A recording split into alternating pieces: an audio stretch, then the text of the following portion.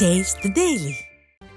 2022 group 4 தேர்வில் தேர்ச்சி பெற்று அரசு ஸ்டான்லி மருத்துவமனையில் 9 மாதம் தட்டச்சராக பணியாற்றி சம்பளம் வழங்காததால் மன உளைச்சலுக்கு ஆளான குடும்பத் தலைவர் தூக்கிட்டு தற்கொலை செய்து கொண்டுள்ளார்.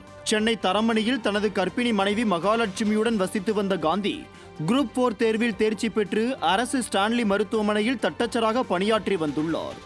9 மாதங்கள் பணியாற்றிய நிலையில் சம்பளம் வழங்காததால் கடும் மன உளைச்சலுக்கு ஆளான காந்தி விடியா முதல்வர் ஸ்டாலின், விடியா அமைச்சர் மாசு என அனைத்து தரப்பினரிடமும் புகார் அளித்தும் மனு கொடுத்தும் எவ்வித நடவடிக்கையும் எடுக்காததால் தற்கொலை செய்து கொள்ள உள்ளதாக கடிதம் எழுதி வைத்துள்ளார்.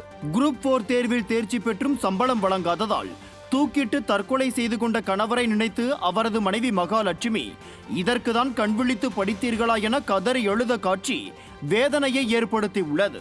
எனவே காந்தியின் மரணத்திற்கு விடியா திமுக அரசு முழு பொறுப்பேற்று அவரது கர்ப்பிணி மனைவிக்கும் வயிற்றில் உள்ள குழந்தைக்கும் பதிலளிக்க வேண்டுமென உறவினர்கள் வலியுறுத்தி உள்ளனர்.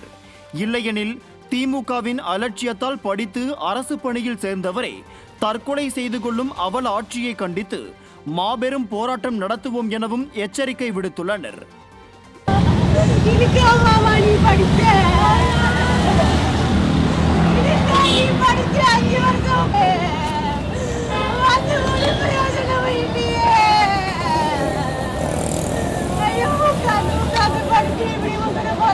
இப்போ டிஎன்பிஎஸ்சி குரூப் 4 நடக்குது அப்படின்னா எல்லாருமே வாழ்க்கையில் வந்து முன்னேறணும் ஒரு நோக்கத்தோடு தான் எல்லோரும் வருவாங்க. இப்படி கவர்மெண்ட் எக்ஸாம் டிஎன்பிஎஸ்சி வச்சு ஒரு ஸ்டான்லி ஹாஸ்பிட்டலில் ஒர்க் பண்ணுறதுக்கு இவ்வளோ மந்த்தாக ஒரு சேலரி போடலை அப்படின்னா இப்போ இந்த கவர்மெண்ட் என்ன பண்ணுறாங்க? அப்புறம் எதுக்கு கவர்மெண்ட்டு? இப்போ நான் சொல்ல வர்றது என்னென்னா, இப்போ டிஎன்பிஎஸ்சி வந்து நீங்கள் ஒரு எக்ஸாம் வச்சு கொடுத்து முடிச்சுடுறீங்க, ரைட்டு. அதுக்கப்புறம் போன சேலரி வாங்கினானா வாங்கலையா அது நீங்கள் எதுவுமே கண்டுக்க மாட்டீங்க. ஸோ இவரும் சிஎம் பெட்டிஷன், மினிஸ்டர் பெட்டிஷன் எல்லாமே போட்டிருக்காரு. போட்டு எந்த ஒரு ஆன்சர் இல்லாமல் ஸோ ஒரு கொஞ்ச நாளைக்கு முன்னாடி ஒரு லெட்டர் எழுதியிருக்காரு. அண்ணன் ஒர்க் பண்ணி வந்து 9 மந்த் ஆகுது.